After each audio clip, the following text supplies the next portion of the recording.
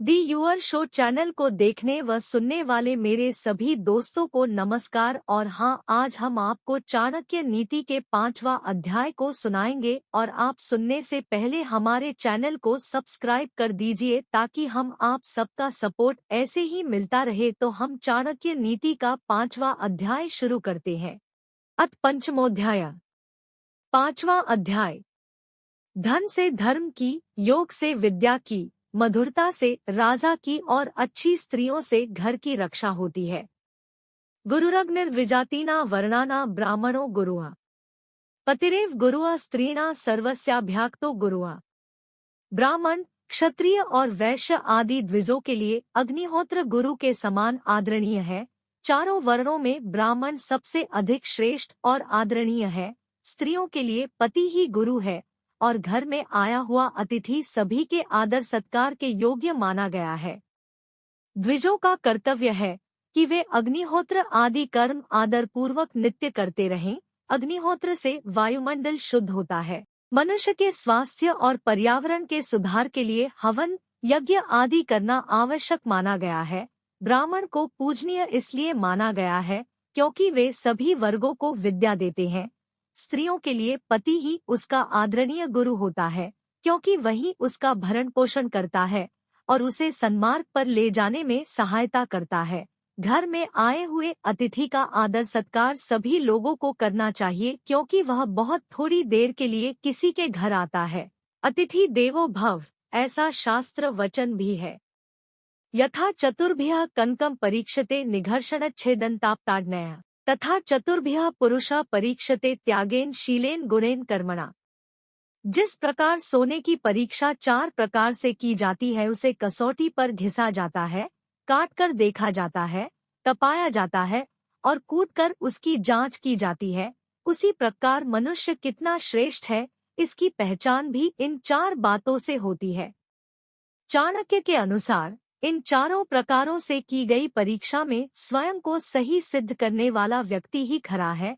उसकी सज्जनता, उसका चरित्र, उसके गुण और उसका आचार व्यवहार उसके खरेपन की पुष्टि करते हैं। तावत् भयेषु भेतव्यम यावत् भयम नाक्तम, आक्तम तो भयम दृष्ट्वा प्रहर्तव्यम शंक्या। संकट प्रत्येक मनुष्य पर आते हैं, परंतु बुद्धिमान व्यक्तियों को संकटों और आपत्तियों से तभी तक डरना चाहिए जब तक वे सिर पर न आ जाएं।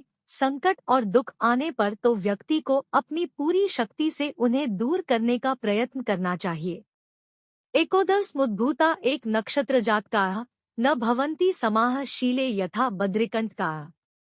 एक ही माता के पेट और एक ही नक्षत्र में उत्पन्न हुए बालक गुण, कर्म और स्वभाव में एक समान नहीं होते। जैसे बेर वृक्ष के सभी फल और उनके कांटे एक जैसे नहीं होते, उनमें अंतर होता है। चाणक्य ने बेर और कांटों की उपमा एक विशेष विचार से दी है। एक ही बेर के वृक्ष पर लगे हुए सभी फल मीठे नहीं होते। बेर वृक्ष पर कांटे भी होते हैं, परंतु वह कांटे भी एक जैसे कठोर नहीं होते। इसी प्रकार यह आवश्यक नहीं कि एक ही माता पिता के और एक ही नक्षत्र में पैदा होने वाले बच्चों के गुण, कर्म और स्वभाव एक जैसे हों। उनका भाग्य तथा उनकी रुचियां एक जैसी नहीं होती। माता पिता के एक होने पर भी प्रारब्ध और परिस्थितियों का अंतर तो होता ही है। नेहस्पृहो नाधिकारी स्यान्नाकामी मंडन प्रिया नाविदग्धा प्रियम ब्रूयात् स्फुटवक्ता न वंचका। कोई भी अधिकारी लोभरहित नहीं होता। श्रृंगार प्रेमी में कामवासना की अधिकता होती ही है।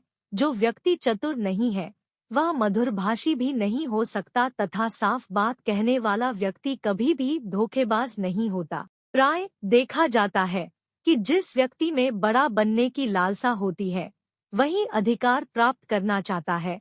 जो अपने शरीर को अच्छे वस्त्रों और खुशबू आदि से सजाता है उसमें कामवासना की अधिकता होती है। मूर्ख और फूहड़ व्यक्ति मधुरभाषी नहीं होता। जो व्यक्ति साफ बात कहता है अर्थात स्पष्ट वक्ता होता है वह किसी को धोखा नहीं देता, निर्दोष ही सच बोल सकता है। मूर्खाणा पंडिता द्वेष्या अधनाना महाधनाया वारांगनाः कुलस्त्रीणा सुभगाना च दुर्भगाया।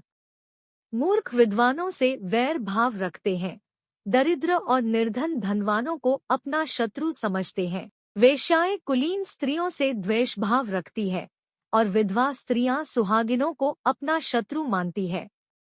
यह संसार का नियम है कि विपरीत स्थिति वाले लोग एक दूसरे को अपना शत्रु समझते हैं। चाहिए तो यह कि मूर्ख पंडितों का आदर करें, जिससे उन्हें भी कुछ लाभ हो, परंतु वह उनका सम्मान करने के बजाय उनसे दुश्मनी रखते हैं। निर्धन और आलसी लोग मानते हैं कि धनी व्यक्ति दूसरों को लूट खसोट कर धनवान होता है, परंतु उन्हें यह ज्ञान नहीं होता कि उन व्यक्तियों ने धन एकत्रित करने में कितना परिश्रम किया है। इतना ही नहीं, उसे संभाल कर रखने के लिए भी एक विशेष प्रकार के धैर्य की आवश्यकता होती है। वेश्याएं भी कुलीन स्त्रियों से द्वेष करती है और विधवा स्त्रियां सुहागिनों को दुर्भावना की दृष्टि से देखती है। संकेत है कि अयोग्य और अभावग्रस्त ही द्वेष करते हैं। आलस्योपता विद्या परहस्तक्ताः स्त्रियः अल्पबीजा हतन क्षेत्र हतन सैन्यम नायकम। आलस्य के कारण विद्या नष्ट हो जाती है, दूसरे के हाथ में गई हुई स्त्रियां नष्ट हो जाती है। कम बीज डालने से खेत बेकार हो जाता है और सेनापति के मारे जाने पर सेना नष्ट हो जाती है।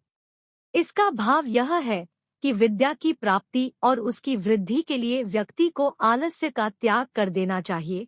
आलसी किसी गुण को प्राप्त नहीं कर सकता। दूसरे के पास जाने वाली स्त्री का धर्म नष्ट हो जाता है, अर्थात किसी दूसरे के अधिकार में जाने पर स्त्री का सतीत्व कायम नहीं रह पाता। यदि खेत में बीज बोते समय कंजूसी की जाएगी और बीज कम डाला जाएगा तो अच्छी फसल नहीं हो सकेगी। सेना का बल सेनापति से ही स्थिर रहता है। जब सेनापति मारा जाता है तो सेना का हार जाना स्वाभाविक ही है। अभ्यासात् धार्यते विद्या कुलनशीलेन धार्यते गुणेन ज्ञायते त्वार्यः कोपो नेत्रेन गम्यते। विद्या की प्राप्ति निरंतर अभ्यास से होती है। अभ्यास से ही विद्या फलवती होती है। उत्तम गुण और स्वभाव से ही कुल का गौरव और यश स्थिर रहता है। श्रेष्ठ पुरुष की पहचान सद्गुणों से होती है। मनुष्य की आंखें देखकर क्रोध का ज्ञान हो जाता है। जिन व्यक्तियों को उत्तम विद्या प्राप्त करनी है वे निरंतर प्रयत्न करते हैं। वे यदि बार बार अभ्यास न करे तो विद्या की प्राप्ति असंभव होती है। किसी कुल का स्थिर होना, उसका यश फैलना, उसका प्रसिद्ध होना, गौरव की दृष्टि से देखा जाना आदि उसके उत्तम गुण, कर्म और स्वभाव के कारण ही होता है।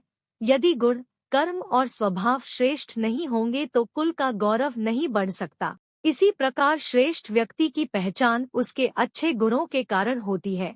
किसी व्यक्ति के क्रोधित होने का ज्ञान उसकी आंखें देखकर हो जाता है, क्योंकि क्रोध के कारण व्यक्ति की आंखें लाल हो जाती है।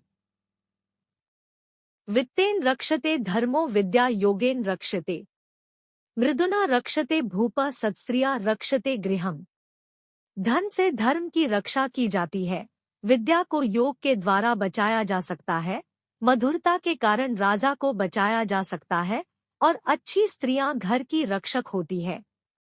धर्म की रक्षा के लिए भी धन की आवश्यकता होती है। धर्म कर्म भी धन के द्वारा ही संपन्न हो सकता है। दूसरों का उपकार करना, दान देना, मंदिर आदि का निर्माण आदि कार्य धर्म माने जाते हैं।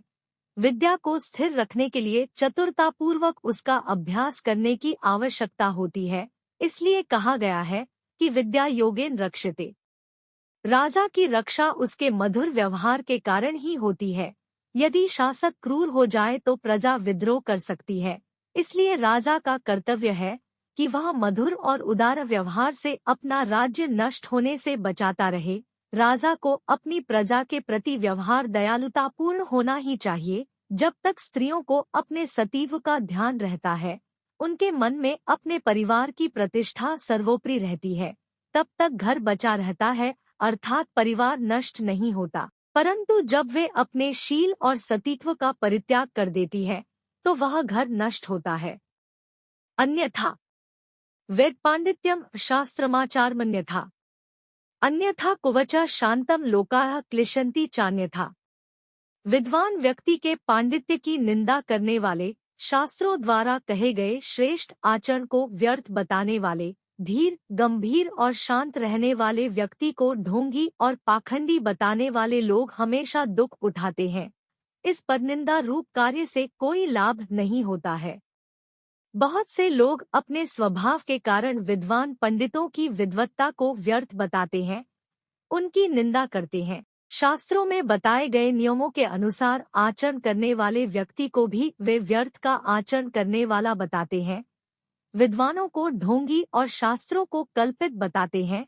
ऐसा करते हुए वे विद्वानों या शास्त्रों की सार्थकता को तो नकार नहीं पाते, अपितु लाभ से वंचित हो जाते हैं जो उन्हें मिल सकता था। शांत और चुपचाप रहने वाले की चुप्पी को मूर्खों की भाषा में कमजोरी ही माना जाता है।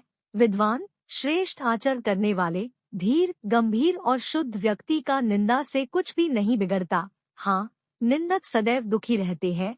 यदि कोई नदी का जल नहीं पीता तो उससे नदी का क्या घटता है।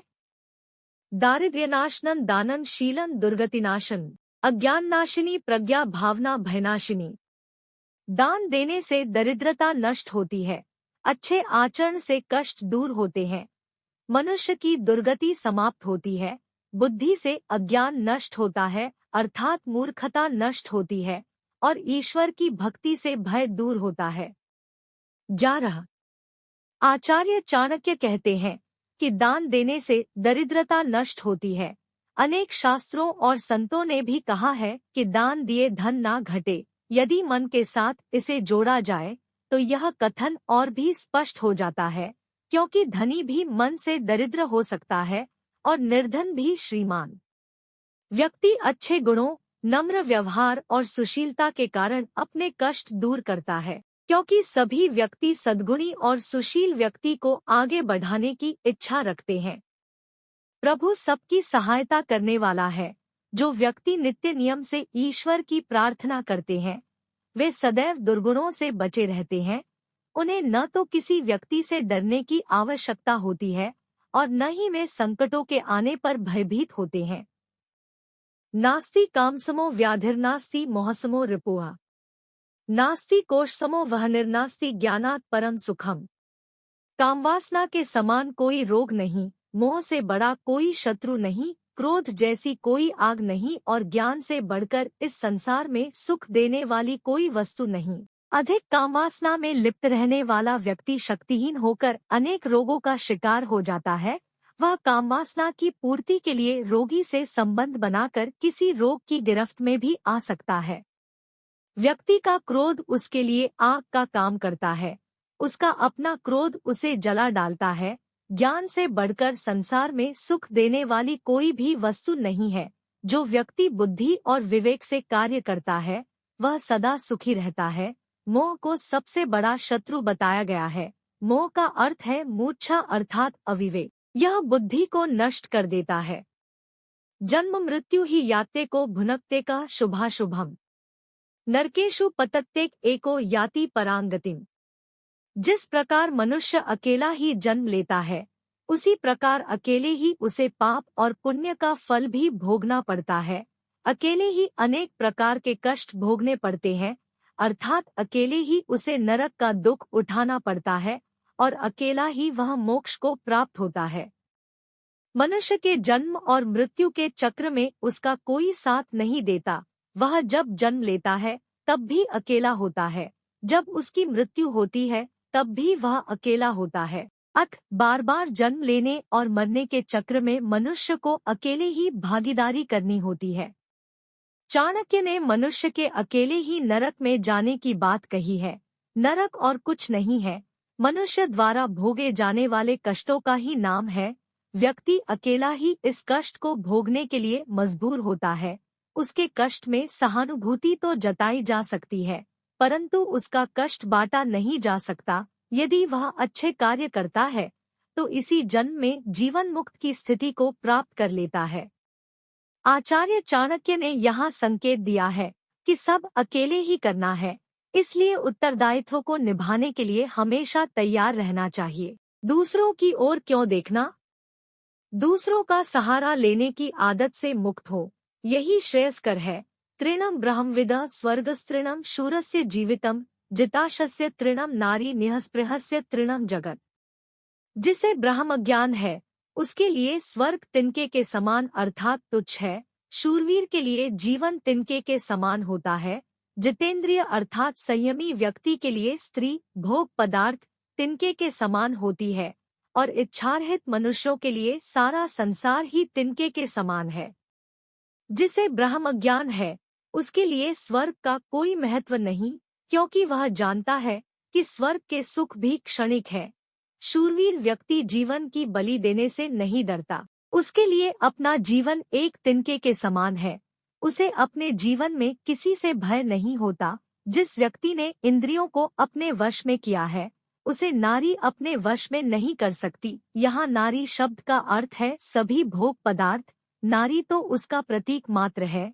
इसी प्रकार इच्छारहित व्यक्ति के लिए सारा संसार तिनके के समान होता है, क्योंकि उसकी किसी वस्तु में आसक्ति नहीं होती। आसक्ति ही व्यक्ति या वस्तु को मूल्य प्रदान करती है। विद्या मित्रन प्रवासेषु भार्या मित्रन गृहेषु च व्याधितस्यौषधं मित्रन धर्मो मित्रन मृतस्य च। विदेश में विद्या ही मनुष्य की सच्ची मित्र होती है। घर में अच्छे स्वभाव वाली और गुणवती पत्नी ही मनुष्य की सबसे अच्छी मित्र होती है। रोगी व्यक्ति की मित्र दवाई है और जो मनुष्य मर चुका है उसका धर्म कर्म ही उसका मित्र होता है। मित्र की परिभाषा करते हुए कहा गया है, जो सदैव अपने मित्र का हित चिंतन करे तथा विपत्ति में साथ न छोड़े वही सच्चा मित्र होता है। इस संदर्भ में विद्या, गुणी पत्नी, औषधि और धर्म को देखने की आवश्यकता है। ये चारों मित्र की तरह हित करते हैं। धर्म की श्रेष्ठता की ओर भी आचार्य ने संकेत किया है, क्योंकि जब सब साथ छोड़ जाते हैं उस समय धर्म ही मृतात्मा को सद्गति देता है, उसके मोक्ष का कारण बनता है। वृथा वृष्टिया समुद्रेषु वृथा तृप्तेषु भोजन वृथा दानं धनाढ्येषु वृथा दीपो दिवापि च। समुद्र में बारिश होना, भोजन से तृप्त हुए मनुष्य को फिर से भोजन कराना, धनी लोगों को दान देना और दिन में दीपक जलाना आदि बातें व्यर्थ और निरर्थक होती। नास्ति मेक्स्म तोयम नास्ति चात्मस्म बलम नास्ति चक्षुआ समं तेजो नास्ति धान्यस्म प्रियम। बादल के जल जैसा दूसरा कोई जल शुद्ध नहीं, आत्मबल के समान दूसरा कोई बल नहीं, नेत्र ज्योति के समान दूसरी कोई ज्योति नहीं और अन्न के समान दूसरा कोई प्रिय पदार्थ नहीं होता। मेघ के जल को सबसे अधिक पवित्र इसलिए माना जाता है कि वह स्वास्थ्यवर्धक होता है। जिस व्यक्ति में आत्मा का बल है, अर्थात जो स्वयं पर विश्वास करता है, उसमें सभी प्रकार के बलों का सहज रूप में समावेश हो जाता है। आत्मबल क्या शरीर और इंद्रियों के बल से बढ़कर नहीं है। चाणक्य ने नेत्र की ज्योति को सबसे अधिक उपयोगी माना है, क्योंकि नेत्र की ज्योति के बिना मनुष्य के लिए सारा संसार अंधकारमय होता है। अन्न को मनुष्य के लिए सबसे अधिक प्रिय पदार्थ कहा गया है, क्योंकि जब तक अन्न नहीं मिलता तब तक शरीर मन आदि अपना अपना कार्य नहीं कर सकते। प्राणियों के अन्नमय कोश अर्थात शरीर की पुष्टि तो अन्न से ही होती है। अधना धनमिच्छन्ति वाचं चैव चतुष्पदाया मानवाः स्वर्गमिच्छन्ति मोक्षमिच्छन्ति देवताः। धनहीन व्यक्ति और अधिक धन पाना चाहता है। चौपाए अर्थात चार पैर वाले पशु चाहते हैं कि वे बोल सकें। मनुष्य स्वर्ग चाहता है और देवता मोक्ष की कामना करते हैं। व्यक्ति हर समय चाहता है कि उसे धन की प्राप्ति हो, परंतु उसे यह पता ही नहीं होता कि उसके लिए लगातार श्रम करना पड़ता है। पशु वाणी चाहते हैं ताकि वे अपने मन की बात किसी दूसरे से कर सकें। मनुष्य यह भी चाहता है कि उसे स्वर्ग मिले। देवता और विद्वान व्यक्ति इस जीवन से मुक्त होने की कामना करते, इसलिए वह जीवन में ऐसे कार्य करते हैं जिनसे जीवन मरण के बंधन से मुक्त होकर मोक्ष की प्राप्ति होती है। प्राणी मात्र का यह स्वभाव है कि जिसके पास जो नहीं है वह उसकी कामना करता है। सत्येन धार्यते पृथ्वी सत्येन तपते रविया सत्येन वाति वायुश्च सर्व सत्ये प्रतिष्ठितम। सत्य के कारण पृथ्वी स्थिर है, सूर्य भी सत्य के बल से प्रकाश देता है, सत्य से ही वायु बहती है, सब सत्य में ही स्थिर है। सत्य का आधार ब्रह्मा है। पृथ्वी अथवा यह संसार सत्य के कारण ही टिका हुआ है, किसी सत्य और ब्रह्मा से सूर्य का प्रकाश सारे संसार में फैलता है। सत्य अथवा प्रभु की शक्ति से ही इस संसार में वायु का संचार होता है। इस प्रकार सभी कुछ सत्य अथवा ब्रह्मा में स्थित है। चला लक्ष्मीशलायः प्राणाश्चलन जीवित्यौवन चलाचले च संसारे धर्म एको ही निश्चला। इस चराचर जगत में लक्ष्मी धन चलायमान है, अर्थात लक्ष्मी स्थिर नहीं रहती, नष्ट हो जाती है। प्राण भी नाशवान है, जीवन और यौवन भी नष्ट होने वाले हैं। इस चराचर संसार में एकमात्र धर्म ही स्थिर है। धन संपत्ति मनुष्य के पास सदा नहीं रहती, उसके कर्मों के अनुसार आती जाती है। जिस मनुष्य ने जीवन धारण किया है उसका मरना भी आवश्यक है, इसीलिए प्राणों को स्थिर नहीं कहा जा सकता। मनुष्य का यौवन सदा स्थिर रहने वाली वस्तु नहीं, बुढ़ापा यौवन का क्षय है, परंतु धर्म ऐसा तत्व है जिसका नाश नहीं होता। मनुष्य की मृत्यु के बाद भी धर्म ही उसका साथ देता है। शास्त्र की भी मान्यता है कि आते भी हम अकेले हैं और जाते भी अकेले ही हैं, लेकिन धर्म हमेशा साथ रहता है। आचार्य के अनुसार जो हमेशा साथ रहने वाला है उसकी ओर मनुष्य को ध्यान देना चाहिए। नराणा नापितो धूर्ता पक्षिणा चैव वायस चतुष्पदा श्रृगालस्तु स्त्रीणा धूर्ता च मालिनी। मनुष्य में नाई सबसे अधिक चालाक और होशियार होता है। पक्षियों में कौआ, चार पैरों वाले जानवरों में गीदड़ और स्त्रियों में मालिन अत्यधिक चतुर होती है। यहाँ जिन जातियों की बात आचार्य चाणक्य ने की है उसे आपत्तिजनक मानना आचार्य के कथन को सही संदर्भ में न समझने की भूल करना है। जो जाति जितनी अधिक सामाजिक होती है उसे इस बात का व्यावहारिक अनुभव होता है कि किस व्यक्ति से किस प्रकार कार्य करवाना है। कुछ बिरादरियों में जो पुरानी परंपराओं का निर्वाह कर रही है, आज भी नापित को महत्वपूर्ण भूमिका होती है। पहले शादी विवाह आदि में महत्वपूर्ण निर्णय भी इनके द्वारा लिए जाते थे। ये मीडिएटर का काम करते थे और अपने यजमान के प्रति वफादार होते थे। इनके सामने लोग अपने मन की बात खोलकर भी रख देते हैं। यही स्थिति फूल का व्यापार करने वाली जाति की स्त्रियों की भी है। उनका मेल हर तरह के लोगों के साथ होता था। अपनी बात रखने के बारे में तथा किसी के सवाल का तत्काल जवाब देने में आज भी उनकी कोई बराबरी नहीं है। यहाँ एक बात विशेष रूप से समझने की है कि इस दुनिया में कुछ भी नकारात्मक नहीं है। बुद्धिमान व्यक्ति प्रत्येक वस्तु का, प्रत्येक स्थिति परिस्थिति का और प्रत्येक संवेग का सही प्रयोग और उपयोग करना जानता है। यही उसकी सफलता का मूल मंत्र है। इसीलिए वह विशेष कहलाता है। और यह भी कि शब्दों का अर्थ रूढ़ की जगह यदि यौगिक रूप में किया जाए तो सर्वसाधारण उसे खींचकर उसी ओर ले जाता जो जनसामान्य में प्रचलित है। इस बारे में तो सभी एकमत से सहमत है कि कुछ शब्दों का एक अर्थ नहीं होता, उसके सही अर्थों को संदर्भ के अनुसार लगाना पड़ता है। जब शब्द का अर्थ भाव के विपरीत हो तो लक्ष्यार्थ को समझने का प्रयास करना चाहिए। अध्याय का सार। गुरु की महिमा का वर्णन सर्वत्र किया गया है, परंतु चाणक्य ने यह भी स्पष्ट किया है कि सामान्य जीवन में कौन किसका गुरु होता है। उनका कहना है कि स्त्रियों का गुरु उसका पति होता है, गृहस्थ का गुरु अतिथि होता है, ब्राह्मण, क्षत्रिय और वैश्य का गुरु अग्नि अर्थात अग्निहोत्र है और चारों वर्णों का गुरु ब्राह्मण होता है। जिस प्रकार सोने को कसौटी पर घिसकर आग में तपाकर उसकी शुद्धता की परख होती है, उसी प्रकार मनुष्य अपने अच्छे कर्मों और गुणों से पहचाना जाता है और प्रतिकूल परिस्थितियों में ये निखरते हैं।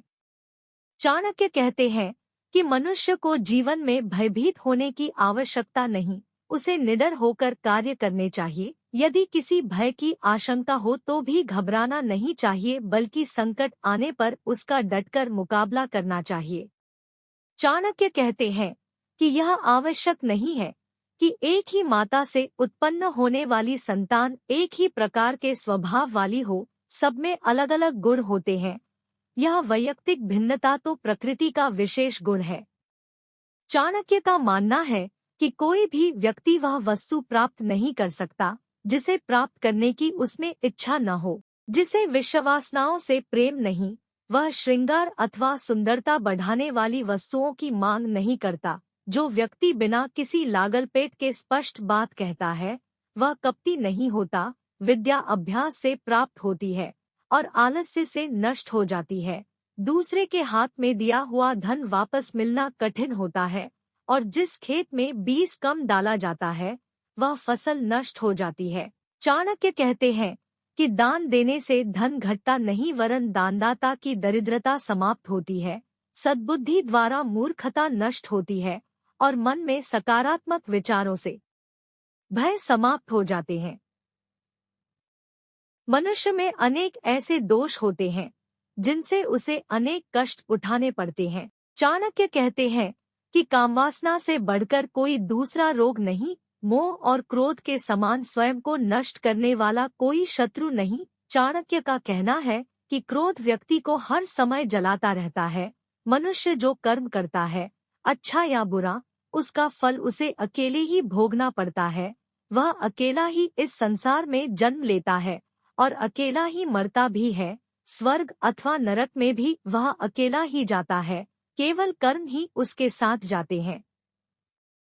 मनुष्य जब विदेश में जाता है तो उसका ज्ञान और बुद्धि ही साथ देती है। घर में पत्नी ही सच्ची मित्र होती है।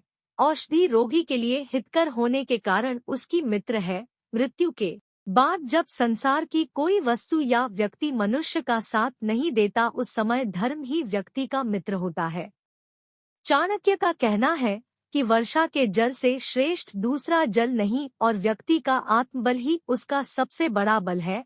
मनुष्य का तेज उसकी आंखें हैं और उसकी सबसे प्रिय वस्तु है अन्न। संसार में कोई भी अपनी स्थिति से संतुष्ट नहीं है। जो पास में नहीं है उसी की चाह प्रत्येक व्यक्ति करता है। निर्धन धन चाहता है, पशु वाणी चाहते हैं। मनुष्य स्वर्ग की और देवत्व को प्राप्त जीव मोक्ष की कामना करते हैं। आचार्य यहाँ संकेत दे रहे हैं कि देवता भी असुरक्षित हैं। उन्हें भी पुण्य समाप्ति के बाद मृत्युलोक में आना पड़ता है, इसीलिए वे देवयोनि से भी मुक्त होना चाहते हैं। सत्य की महत्ता बताते हुए चाणक्य कहते हैं कि सत्य के कारण ही दुनिया के समस्त कार्य व्यापार चल रहे हैं। लक्ष्मी, मनुष्य के प्राण और यह संसार सभी नश्वर है, केवल धर्म ही शाश्वत है, अर्थात मनुष्य को अपनी रुचि धर्म में रखनी चाहिए। अगर हमारे चैनल को आपने अभी तक सब्सक्राइब नहीं किया है तो आप channel the your show channel को सब्सक्राइब कर दीजिए ताकि ऐसे ही आप तक अच्छे कंटेंट पहुंचाते रहेंगे।